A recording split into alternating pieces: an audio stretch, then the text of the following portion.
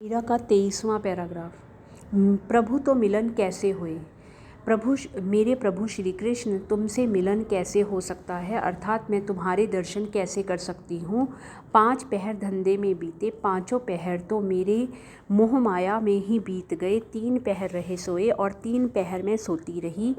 कहने का अभिप्राय यह है कि दिन के 8 पहर मैंने अपने जीवन को व्यर्थ ही गंवाया है।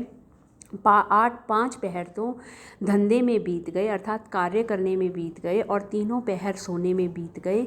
मानस जन्म अमूलक पाया, सोते डारियो सोए खोए।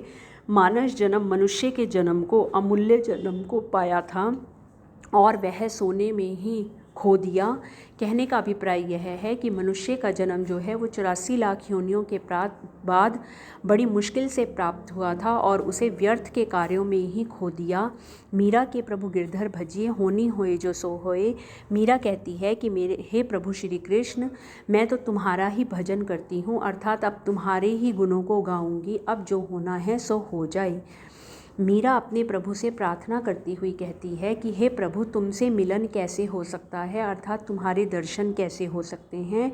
हमने अपना जन्म 8 पहर में से 5 पहर तो अर्थात 5 समय तो हमने कार्य करने में बिता दिए और 3 पहर सोने में बिता दिए।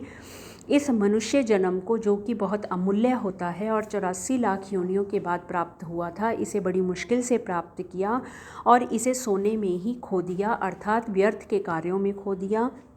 मीरा कहती है कि हे प्रभु श्री कृष्ण, तुम्हारा ही मैं तो अब भजन करना चाहती हूँ, अर्थात मैं केवल तुम्हें ही भजना चाहती हूँ। अब जो होना है सो हो जाए, लेकिन मैं तो केवल तुम्हारे ही गुणों का गान करूँगी।